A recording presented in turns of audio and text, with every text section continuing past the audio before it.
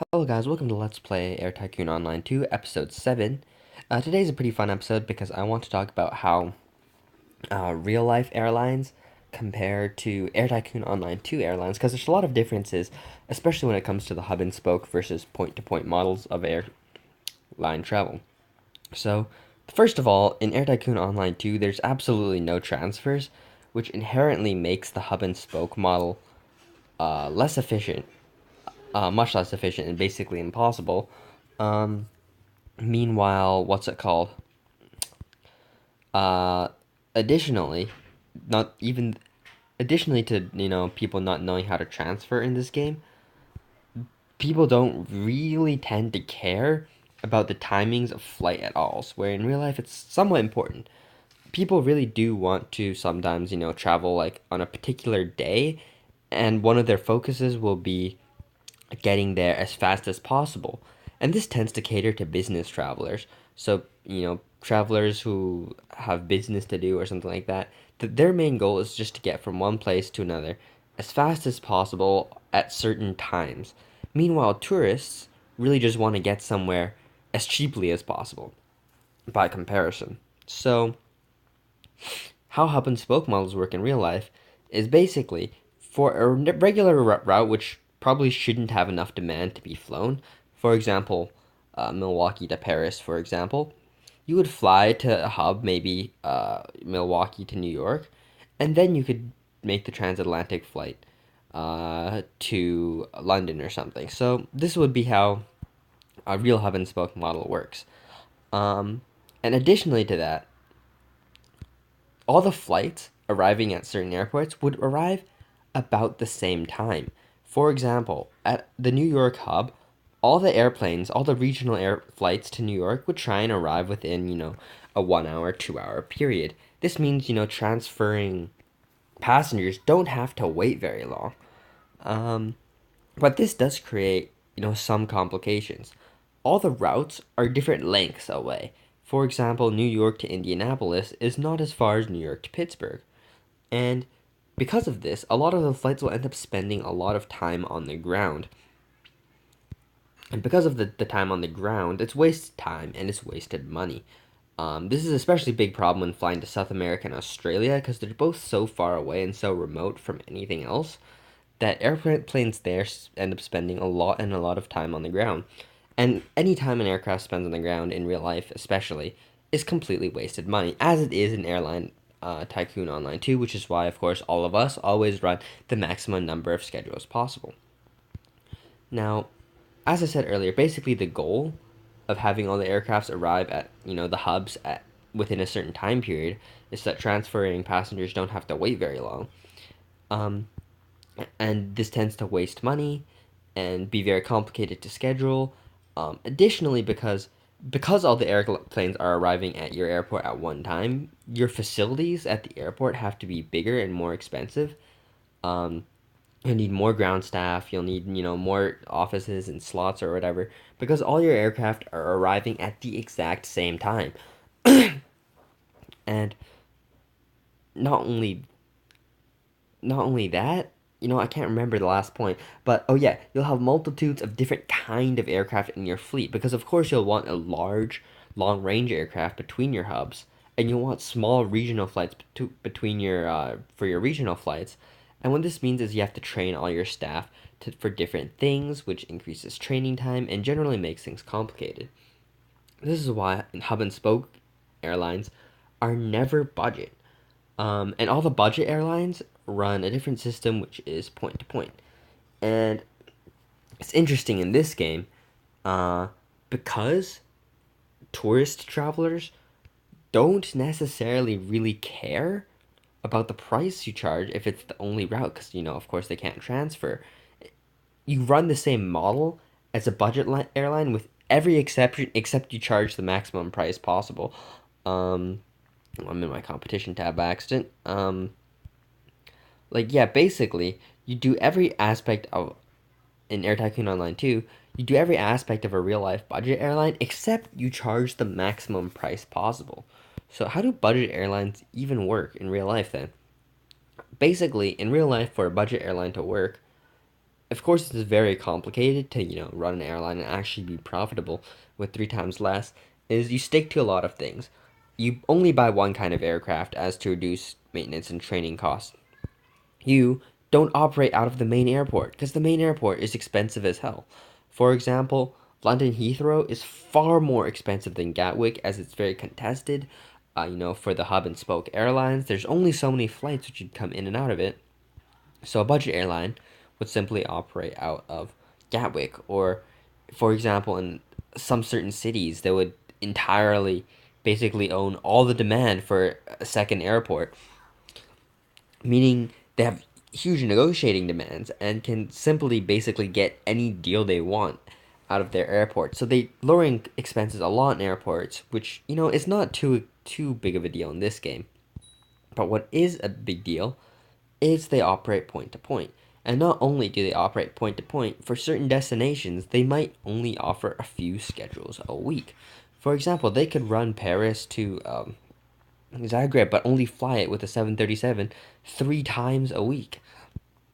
Like these are like realistic routes which a budget airline might run, except they won't have very many schedules on it.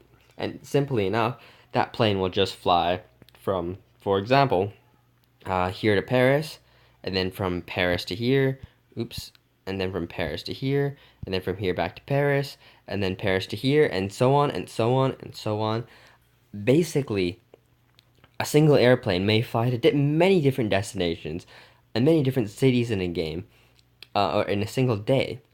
And because there's no certain timings they have to meet to allow transfers, the aircraft simply fly all day nonstop, wasting no money of the aircraft. And that's basically the model you have in Air Tycoon Online too.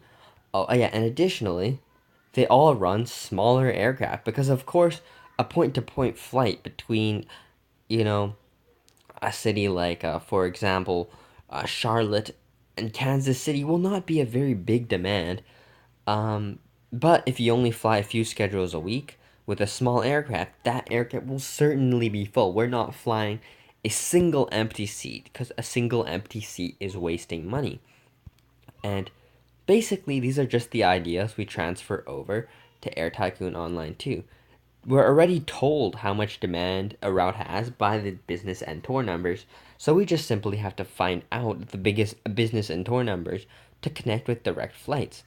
And this is why stopovers are so good. They basically allow you to operate your long haul flights like a budget airline would.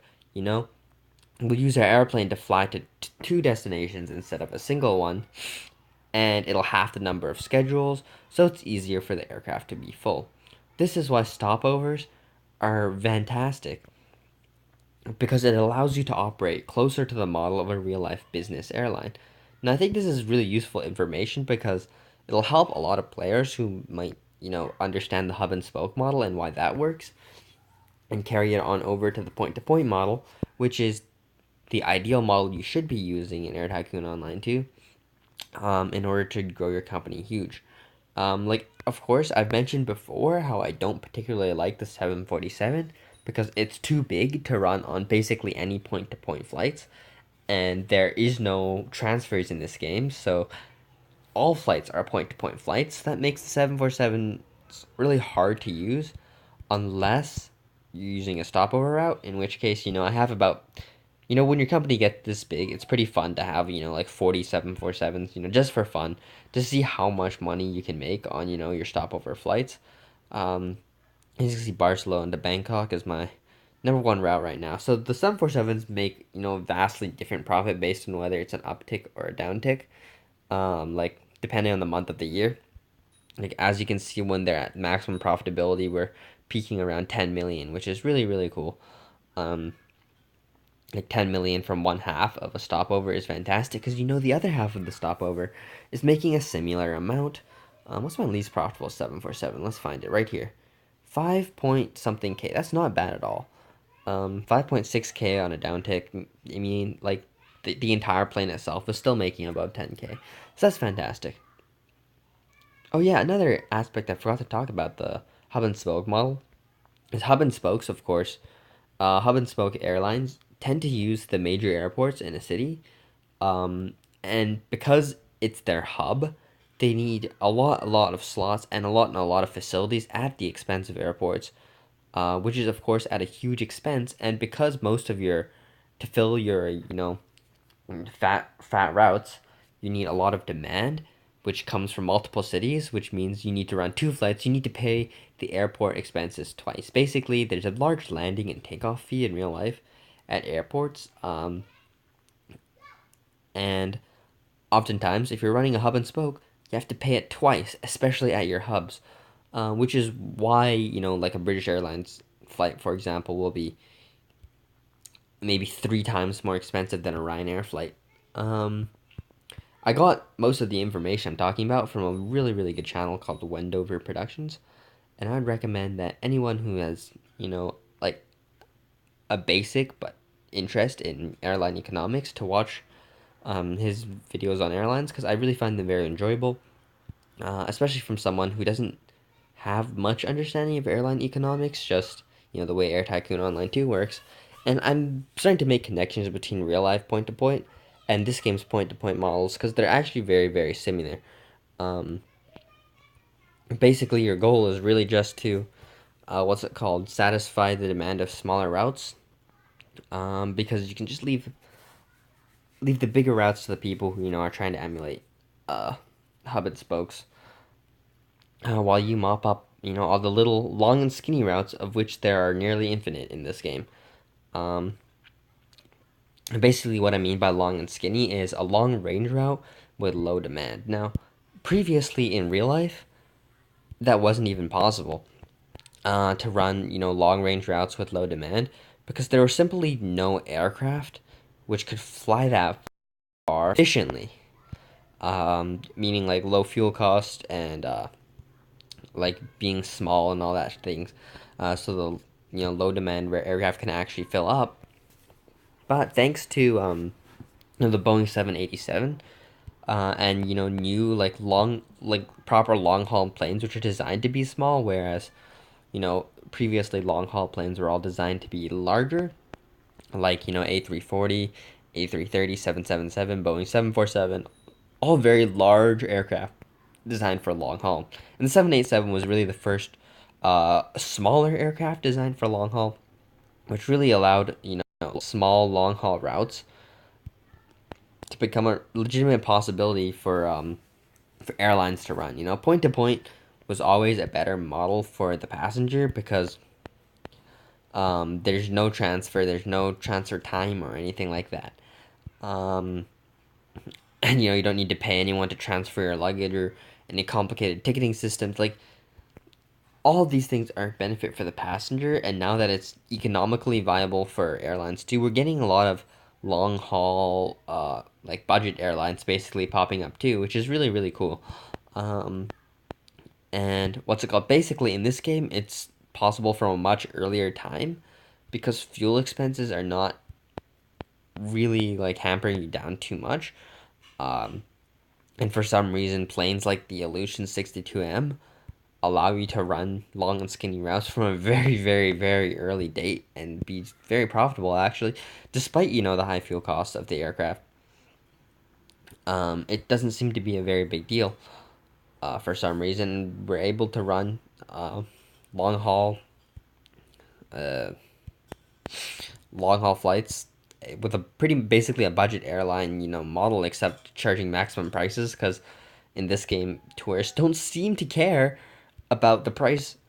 um so yeah, basically that is how I'm playing Tycoon Online 2, and I just realized it was really close to the way budget airlines work, which is really awesome, so I wanted to make a video on that. Yeah, so basically now I'm just replacing my Illusion 62M for the reason where I cannot spend all my money. As you can see, it keeps going up between episodes despite me having bought nearly 300 767s.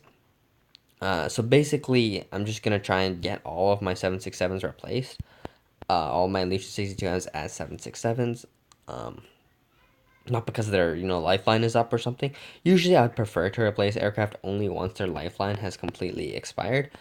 But it's a good thing to have a head start and be running new aircraft. I wish it had a larger benefit in this game than in real life, because newer aircraft are much better in real life, because the incremental changes in efficiency are, you know, really important when, the biggest profit margin airlines are like Ryanair, which has a 24% profit margin. But basically, like, I just want to make sure that my aircraft are newer. Mainly for the fact that if I do ever, want to take a break from this game, I won't have to worry about, still replacing all my aircraft. Um, because if I don't, the maintenance expenses will literally go to hell. Like, I really wish that for maintenance expenses in this game, it was easier to ignore them for a while. Uh, or maybe if they scaled somewhat linear with the age of the aircraft, and it's not like the moment it became 1 year too old, it instantly jumps up, and rather it scales slowly throughout the life of the aircraft. That'd be a lot more interesting. I'd also love to see a model, a way this game could make it so that expenses and shit were more similar to real life airlines, and hub and spokes would be the primary way of doing things, or would be a viable way of doing things, because that would be really, really interesting to have, hub and spoke airlines versus point to point model aircraft, or point to point model airlines, where I feel like if hub and spokes did exist in this game, they would become OP in a way, because if passengers knew how to transfer, I guess they would have to put, only this percentage of passengers are willing to transfer, and they're only willing to wait this long, and then have to implement a lot of cool things like landing timings, like, what time the airplanes land every day, and that would all affect, how willing the people were to transfer. And you'd also have to implement the fact that if people understood they could move, if their destination was here and their departure was from here, they would know they could either choose the point to point model or through any of the other ways of going between those two cities. It'd be interesting if the passengers actually knew to choose the cheaper options, because that would create a really hugely, how should I say, it'd create a hugely realistic and, incredibly competitive way of uh, running airlines, compared to, just spamming new routes, where like the main goal in this game is basically searching for monopoly routes instead of really optimizing your airline for the actual delivery of passengers from point to point, or from place to place. It'd also be really cool if they jacked the airline costs, airport costs, meaning that like the main airport actually like had a higher demand but had a higher cost as well, um, to be more realistic in expenses. And, I'd really like to see this game where you just can't buy airports. I guess it generates a lot of income for them, for people buy gems to buy aircrafts, or to buy airports. But airports are really, really unfair. Um, they're the only legitimately free, no drawbacks, no maintenance, no anything. Like basically you buy them and you sit, you don't have to do anything. I remember in the first game I ever played, uh, of this, the number one player was just an airport spammer. He had literally zero aircraft, and he finished with the highest value I've ever seen. He had like 1.2 trillion K, I believe. That's it. I'm 200 million K. Oh no, so he had 1.2 billion K. So his value was 1.2 trillion. Um, and he had zero aircraft the whole game. I'm not sure how he started the game. Maybe he just bought enough gems to buy out London Heathrow or something like that. I think maybe that's how he got it. He spent enough credits to, gem up money to buy into London Heathrow, and then after that he just sat. Or maybe he had airplanes in the first 10 years, but I was winning up until he just flew past me and I could never be caught up. So, um, yeah, basically, airports are just ridiculously OP, and there's no stopping them. There's literally no stopping them, because you don't have to maintain them in any way. All you have to do is upgrade them to max, upgrade the price to max, and never change your aircraft. That's literally all the things, everything you have to do once you buy an airport. And it makes money. It doesn't give you any expenses, and it gives you profit. So literally, if you have 1 million K airport profit, for example, that's literally strapped onto your net profit, minus the 30% tax. So if you have 1 million airport profit here, that means your net profit will go up by literally 700K. So literally 70% of whatever your total income is will be just added, or of your airport profit will be added straight to your net profit, which is insane because with aircraft you have to deal with depreciation. Every aircraft increases your expenses, um, and it fluctuates from turn to turn. Everything is so unstable and unpredictable with aircraft. And for example, now, like, nobody's gonna buy these Illusion 62Ms if I sell them on the used market, right? And I'm not gonna list them one by one. So instead, what I'm gonna do is I'm gonna, for example, find an aircraft with less. Okay, they're all 74 months. So Durban to Paris, hopefully I remember that, so I can start where I left off. And if I sell these planes, look at my value. All right now it's 208 million and 215K. When I sell them, because I'm only selling them for 60% of their value, why can't I sell them for like 75% of my value? Why are you taxing people using actually playing the game so much? And so look at this. How much is my value gonna drop?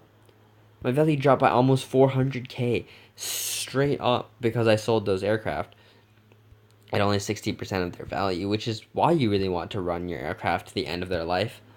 Um, but unfortunately, it's not always possible. As you can see, my company value graph is, heading towards the exponential direction, exponential growth again, which is nice as I increase my the size of my aircraft, and they're still full, luckily.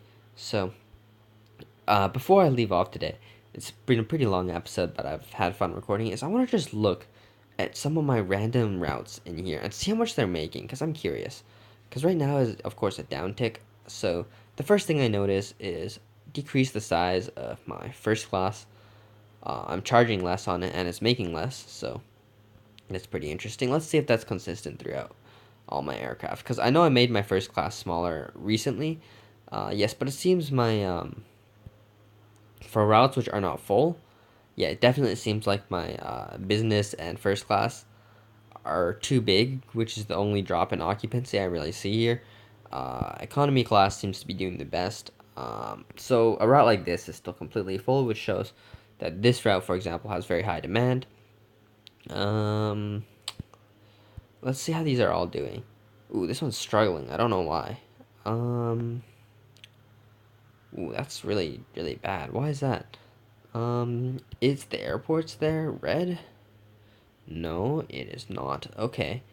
So it seems like very, very long haul routes seem to have trouble filling up. Uh, I've never actually done this before, which is where I go back and look at how my routes are performing. It doesn't matter on the Illusion 62M because it's always full, no matter what. But so, yeah, it seems that my classes are wrong. I gotta shrink my business in first class to make way for even more. I've already done that though. I've already done that once, and I didn't think I'd have to do it again.